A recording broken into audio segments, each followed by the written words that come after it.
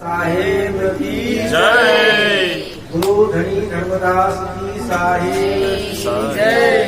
काशी रहतारा धाम की जय। सकल संत महापुरुषों की जय। सकल हंस को बंदगी साहेब बंदगी। धर्मानुरागी सत्संग प्रेमियों, सदगुरु के प्यारे भक्तों, भक्तवती माताएं एवं बहनों तथा फूल के समान खिले हुए नन्हे नन्हे बच्चों, युवा साथियों, बड़ी खुशी की बात है कि आज श्री टुन्ना मंडल जी के इस प्रांगण में संध्या पाठ सत्संग प्रवचन का कार्यक्रम आयोजित की गई है। जैसा कि आप जानते हैं, मैं अभी मुंबई में हूँ, शिवाजी नगर, और शिवाजी नगर कुरार विलेज ब्रह्मा विष्णु महेश सारे बिल्डिंग बिल्डिंग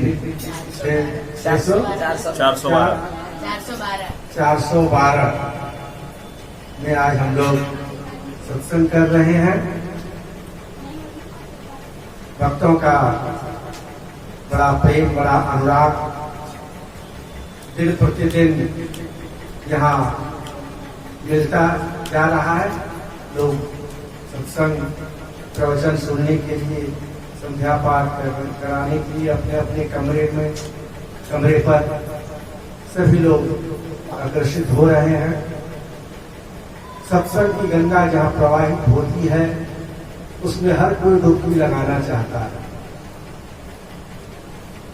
क्योंकि सत्संग की गंगा में डुबकी लगाने से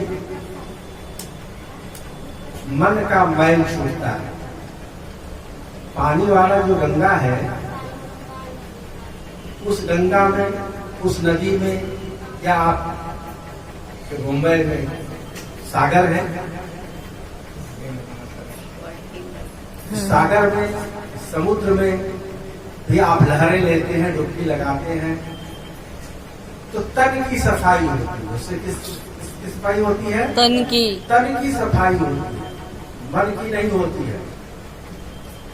तन की सफाई होती है, मन की सफाई नहीं होती। मन की सफाई तो सत्संग में होती। सत्संग रूपी गंगा में जो डुबकी लगाता है, उसका मन साफ होता है। उतना ही मन साफ होगा। मन में बहुत विकार है, जन्म जन्मांतर के, एक दो दिन के नहीं, जन्म जन्मांतर का विकार मन में समाया हुआ है।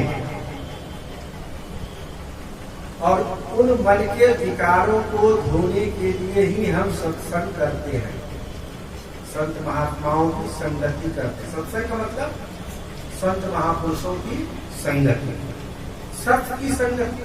सत्संग में सत्य की संगति, और सत्य की संगति जिसने किया है, उनकी संगति है।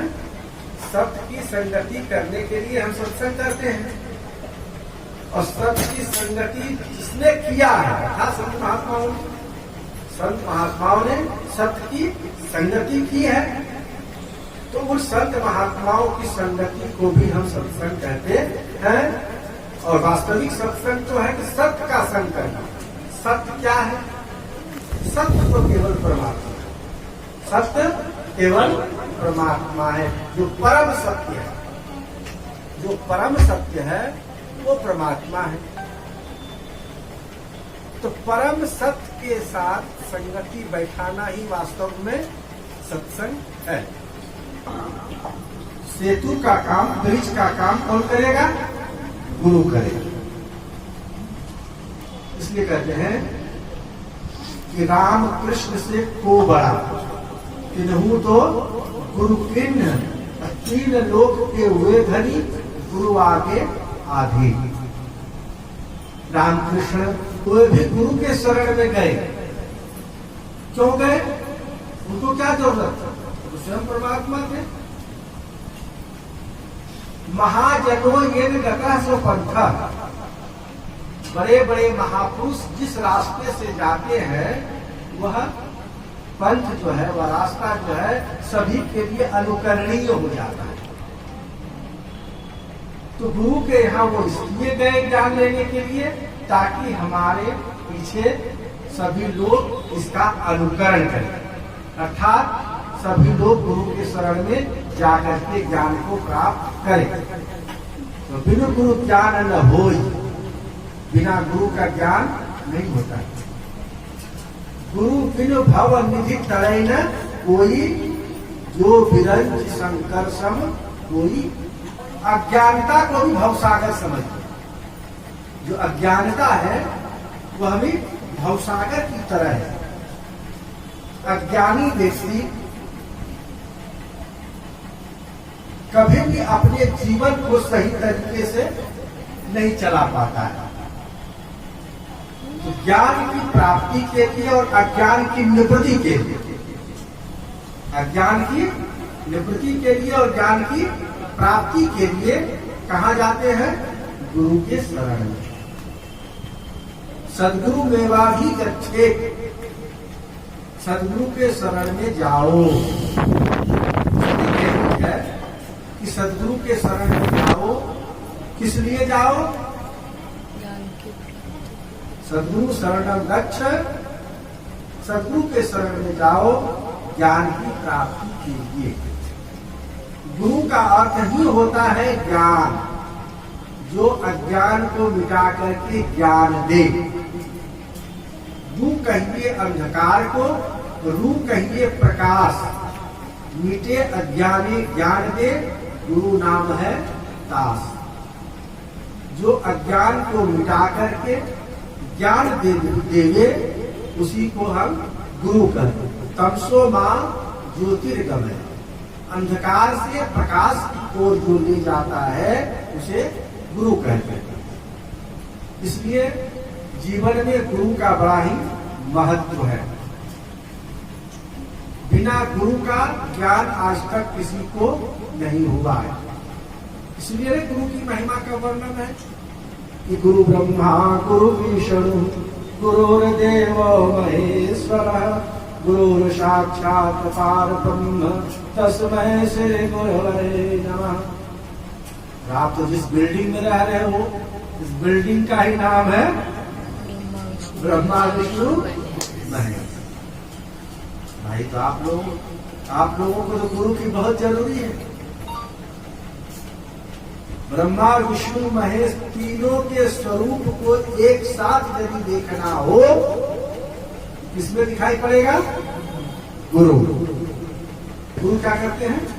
आपके हृदय में ज्ञान को उत्पन्न कर देते हैं और अज्ञान को मिटा देते हैं, और आपका भक्ति दिन प्रतिदिन बढ़ता रहे, अभिवृद्धि होता रहे, उसका पोषण होता रहे। यह है विष्णु के सदगुरु ने, सदगुरु कबीर साहब ने बीजक में बताया है। सदगुरु कबीर साहब का प्रामाणिक ग्रंथ है बीजक। उनका जो मूल वाणी है वो बीजक है। बीजक के शब्द प्रकरण है, 11 प्रकरण है। 11 प्रकरण में दूसरा प्रकरण है शब्द प्रकरण। उसका पहला शब्द है कि संतो भक्ति सदगुरु आनी, संतो भक्ति सदगुरु आनी। ये संतो भक्तों के हृदय में भक्ति को सदगुरु लाते हैं। गुरु की भक्ति के द्वारा जो परम सत्य सनातन है, जो परम सत्य सनातन अनादि ब्रह्म सत्पुरुष परमात्मा है, उनकी भक्ति करते। विष्णु जी को भी आप लोगों ने देखा होगा कि हरदम वो ध्यान में मग्न रहते हैं शेष सैया पर। और शिव जी भी ध्यान करते हैं, ब्रह्मा जी भी ध्यान करते हैं। यदि ये लोग ही परमात्मा होते, ये लोग किसके ध्यान करते हैं? परमात्मा तो यदि है वही लोग परमात्मा है, ये लोग क्यों क्या ध्यान करते हैं? एक बार माता पार्वती पूछती है शिव जी से कि आप किनका ध्यान करते हैं? सारा संसार तो आपका ध्यान करता है। आप तो लोग महादेव कहते हैं कि सभी देवों में देव महादेव है, आप ही से सब कुछ है, तो फिर आप किसका ध्यान करते हैं? कहा मैं भी ध्यान करता हूं, मैं अपने सदगुरु का ध्यान करता हूं, सदगुरु परमात्मा का ध्यान करता हूं। देवताओं का भी परमात्मा वही है और हम मनुष्यों के परमात्मा भी वही है, जिसको कहते हैं परम सत्य। वेदों में उसको रित कहा गया। रित, जो रित है, जो सत्य है, वही परम सनातन पार ब्रह्म परमेश्वर। उनका कोई रूप रंग नहीं है, उनका कोई रूप रंग नहीं है, वो निर्गुण निराकार है। उनका कोई नाम नहीं है, वो निरक्षर है। जो परम सत्य सनातन परमात्मा है, उनका कोई रूप रेख नहीं है, रूप रेख जही है नहीं, रूप रेख जही है नहीं। अधर धरो नहीं देह, गगन मंडल के बीच में निर्गो पुरुष विवेक। तो रूप, उनका कोई रूप नहीं है, निर्गुण निराकार है, उनका कोई नाम नहीं है, निरक्षर नहीं है। लेकिन भक्त लोग उनकी पूजा करे तो करे कैसे? जिसका रूप नहीं है, आकार नहीं है, जिसका कोई नाम नहीं है, उस परमात्मा की आराधना कैसे हो? उसकी आराधना कैसे हो? उसकी आराधना की विधि है केवल ध्यान। उसकी आराधना कैसे है? ध्यान। ध्यान में भी बैठने के लिए, ध्यान में भी जाने के लिए कोई न कोई स्वरूप चाहिए, कोई न कोई स्वरूप चाहिए और कोई न कोई नाम चाहिए। तो गुरु जो है, किसी न किसी नाम को, किसी न किसी रूप को आपको बता देते हैं। इस रूप का और इस नाम का वर्णन करो। तो परमात्मा का नाम कोई नहीं है, जिस नाम से पुकारोगे उसी नाम से सुनो, जिस नाम से पुकारोगे वही नाम से सुनो। परमात्मा का कोई नाम तो नहीं है, तो रूप तो नहीं है, लेकिन उसको जानने समझने के लिए, उसको प्राप्त करने के लिए किसी न किसी नाम रूप का हमें आधार चाहिए। तो गुरु वो आधार बताते हैं। जो साधक परमात्मा के लिए साधना करता है, हमें परमात्मा का दर्शन चाहिए, परमात्मा की उपलब्धि चाहिए, तो संसार से थोड़ा अलग हो जाता है। संसार में रहते हुए भी वो संसार से अलग हो जाता है। माया इस जीव को नचाती रहती है, अपने त्रिगुण फांस लिए कर डोले, बोले मधुरी बात। माया के स्वरूप के विषय में विचार करके जो है ये जीवों को फंसा करके संसार सागर में घुमा रहे कि तुम संसार से, हमारे लोग से बाहर मत जाओ, इसी में फंसे रहो। लेकिन कोई हंस विवेकी चेहरा ज्ञान रतन धन लूटे। कोई विवेकी यह जीव है जो संसारिक सुख भोग नहीं चाहता है, वो परमात्मा की प्राप्ति चाहता है। तो ऐसा तो कोई होता है। लखेरे कोई विरला पद निर्माण, कोई विरला व्यक्ति जो निर्माण पद है, जो परमात्मा पद है, उसकी प्राप्ति कोई चाहता है। शायद संजोग कौन सा व्यक्ति हो सकता है? कोई तरह के व्यक्ति या तो भौतिकता से उब गया हो, तो ये जन्म जन्मांतर का जिसका संस्कार है उसको बचपन से होगा, और नहीं तो फिर सामान्य रूप से जो है वो माया जो है उसको फंसा करके रखती है, व्यक्ति उसी में फंस जाता है। कैसे?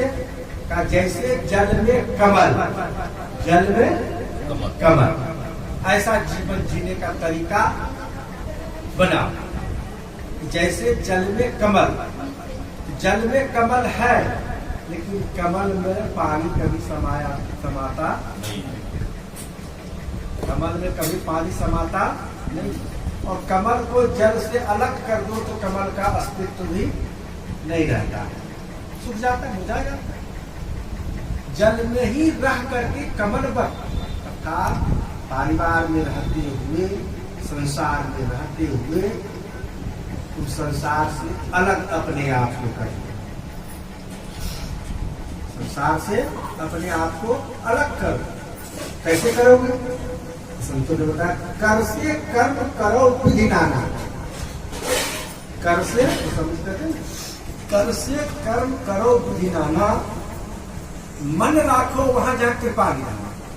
शरीर तो तुम संसार वालों को दे दो, बेटा बेटी के लिए दे दो, अर्थात शरीर से भोग कमाओ, घर से कर्म करो। और मन कहाँ रखो? अर्थात काम भी कर रहे हैं और मन ही मन सुमरण भी कर रहे हैं। समझ रहे हो बात को? बोलो प्रेम से सतगुरु कवि साहब की जय। कोई भी काम हम कर रहे हैं तो श्वास चलता है कि नहीं? रुक जाता है? वो काम करते समय चलते रहता है, लेकिन आपको पता चलता है कि श्वास चल रहा है, लेकिन श्वास तो चल रहा है।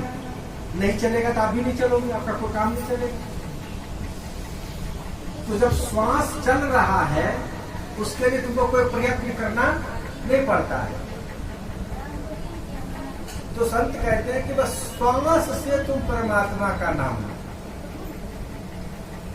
और शरीर से संसार का काम करो। अभी आपने संध्या पाठ में पढ़ा, श्वास श्वास में नाम लो, वृथा श्वास मत हो, ना जाने वही श्वास के आवरण हुई न हो। श्वास श्वास में नाम लो। जब गुरु दीक्षा लेते हैं, गुरु मंत्र जब लिया जाता है, जब कंठी माला बांधा जाता है, तब गुरु दीक्षा देते हैं और दीक्षा में मंत्र बताते हैं। पहला मंत्र, दूसरा मंत्र, तीसरा मंत्र। तो उसी में एक मंत्र है जिसको कहते हैं अजपा जाप। अजपा मतलब अजपा, जो जपा न जाए और जाप हो जाए, जो जपा न जाए और जाप हो जाए, एक ऐसा भी शब्द है, ऐसा भी मंत्र है जो जपा नहीं जाता, मुख से बोला नहीं जाता और वह जाप होते रहता है 24 घंटा हर समय। तो गुरु दीक्षा लेने से पहले 5 नाम का मंत्र दिया जाता है, इसके बाद अजपा जाप दिया जाता है। तो उस अजपा जाप को जब आप कहोगे उसी को श्वास श्वास में लिया जाता है। श्वास श्वास में नाम ले, वृथा श्वास मतलब श्वास। बस कुछ दिन का अभ्यास करना पड़ता है, 2-4-6 महीने का अभ्यास करना पड़ता है, याद रखना पड़ता है यह जो नाम मैं ले रहा हूँ श्वास में जा रहा है, आ रहा है कि नहीं। उसके बाद धीरे धीरे होकर चलती है। गाड़ी को पटरी पर एक बार चढ़ाने की जरूरत है।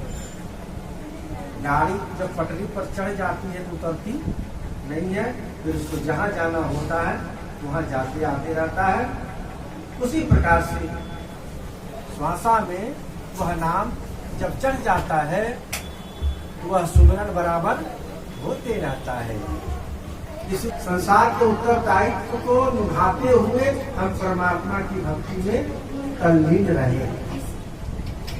संसार के उत्तरदायित्वों को निभाते हुए और समय निकाल के कुछ न कुछ जो है हम परमात्मा की भक्ति में लगे रहे।